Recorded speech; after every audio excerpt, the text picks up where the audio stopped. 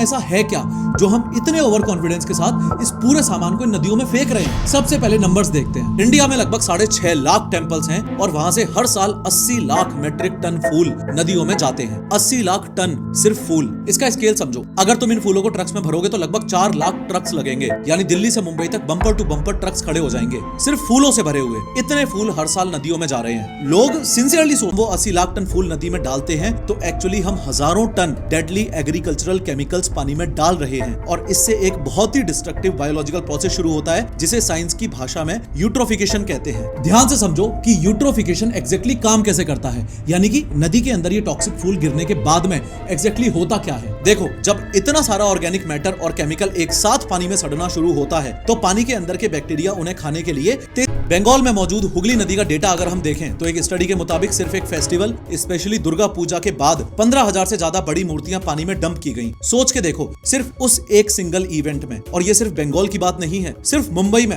हर साल गणेश चतुर्थी पर 1.5 लाख से ज्यादा गणेश मूर्तियां विसर्जित होती हैं। हैदराबाद में अलग, पुणे में अलग, इंदौर में अलग। पूरे देश का स्केल जोड़ो तो ये नंबर लाखों में पहुंचता है। और यहाँ प्रॉब्लम सिर्फ वॉल्यूम की नहीं है, प्रॉब्लम उस मटेरियल की है जिससे वो मूर्तियां बनती हैं। अगर मूर्ति सिर्फ ट्रेडिशनल मिट्टी की हो तब तो वो पानी में घुल जाएगी, पर आजकल 90% मूर्तियां प्लास्टर ऑफ पेरिस यानी कि पीओपी से बनती हैं क्योंकि वो सस्ता पड़ता है। सिर्फ सस्ता ही नहीं, वो लाइट वेट भी होता है। पर पीओपी का नेचर है कि वो इजीली डिसॉल्व नहीं होता, वो सीधा रिवर बेड यानी कि नदी की सतह पर जाके कंक्रीट की तरह जम जाता है और वाटर फ्लो को फिजिकली ब्लॉक कर देता है। पर वर्स्ट पार्ट अभी आना बाकी है। ध्यान से, इन चीजों में ऐसा है क्या जो हम इतने ओवर कॉन्फिडेंस के साथ इस पूरे सामान को इन नदियों में फेंक रहे हैं।